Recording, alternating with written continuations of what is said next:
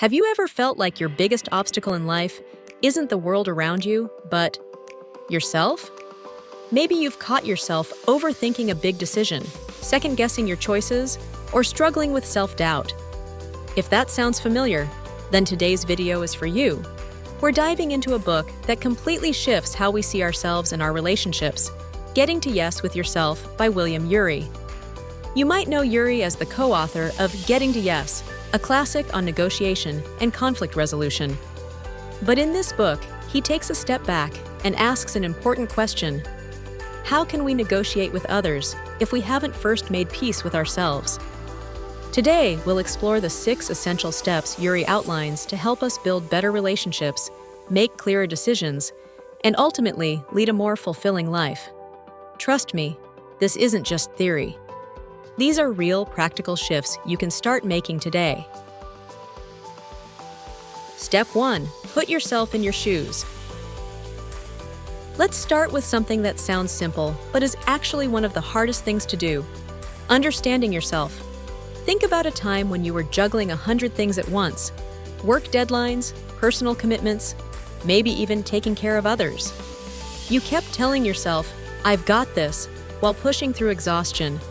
But did you ever stop to ask, what do I really need right now? Ury argues that we often neglect our own well-being because we don't take the time to check in with ourselves. The key here is self-awareness. When you take a step back and put yourself in your own shoes, acknowledging your limits, desires, and needs, you make better decisions. And guess what? When you take care of yourself, you actually become more present for the people around you. Step 2. Develop your inner BATNA, best alternative to a negotiated agreement. Have you ever felt paralyzed by a big decision?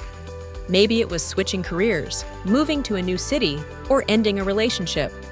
You worried, what if this is the wrong choice? What if I fail? This is where Ury introduces the concept of BATNA, your best alternative to a negotiated agreement. Originally, this term applied to external negotiations, but here, Ury flips it inward. Your inner BATNA is the belief that no matter what happens, you'll be okay because you have the inner resources to handle it. When you develop this mindset, decision-making becomes less stressful. You approach challenges with calm confidence, knowing that even if things don't go as planned, you have what it takes to adapt and move forward. Step 3. Reframe your picture. Here's a question. Have you ever had a bad day and it felt like everything was going wrong? Your coffee spilled, traffic was awful, and a project at work wasn't coming together. By noon, you've already decided this day is a disaster. Ury reminds us that our perception shapes our reality. When we reframe our picture, we change how we see challenges. Instead of viewing setbacks as failures, we can see them as opportunities to learn, grow, and improve.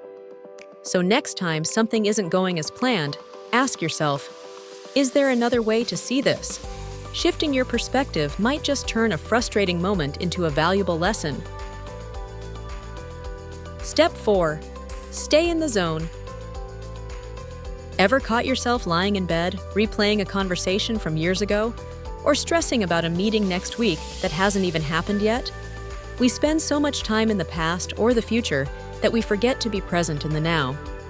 Ury encourages us to stay in the zone, to fully engage with the present moment.